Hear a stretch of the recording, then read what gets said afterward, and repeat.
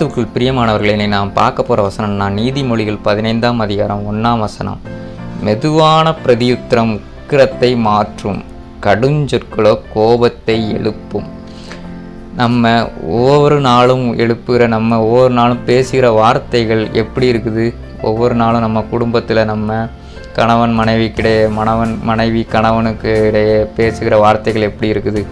மெதுவான பிரதியுத்திரம், அதாவது நம்ம யாராவது கேள்வி கேட்டால், கணவன் மனைவிக்கிட்ட கேள்வி கேட்டால், இல்லை மனைவி கணவன்கிட்ட கேள்வி கேட்டால் நம்ம எப்படி நம்ம பதில் வருது? கடுஞ்சொற்களாக நம்ம பதில் வருதா, இல்லை மெதுவாக நம்ம அதுக்கு ஆன்சர் பண்ணுறோமா?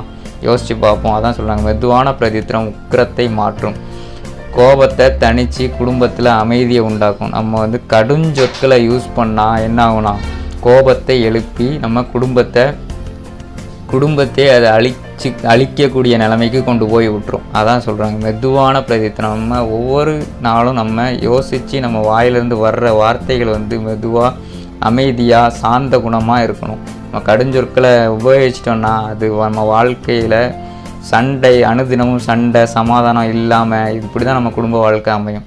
நம்ம மெதுவான வார்த்தைகளை நம்ம சொல்லும்போது நம்ம ஒருத்தர் கோவப்பட்டால் இன்னொருத்தர் மெதுவான வார்த்தைகளை யூஸ் பண்ணும்போது அந்த கோபம் அடங்கிடும். 2 பேருமே கடுஞ்சொற்களை யூஸ் பண்ணும்போது குடும்பத்துக்குள்ளே பிரச்சனை, சண்டை, சமாதானம் இல்லாமல் தான் போகும். அதனால் நம்ம குடும்ப வாழ்க்கையை நம்ம எப்படி நடத்தணும்? நம்ம வாயிலிருந்து வார்த்தைகளை நமக்கு கட்டுப்படுத்தி மெதுவான சொற்களை நம்ம யூஸ் பண்ணணும். கடுஞ்சொற்களை யூஸ் பண்ணோன்னா அது கோபத்தை உண்டு பண்ணி குடும்ப வாழ்க்கையில் பிரச்சனையை பிளவுபடுத்தி விடும். அந்த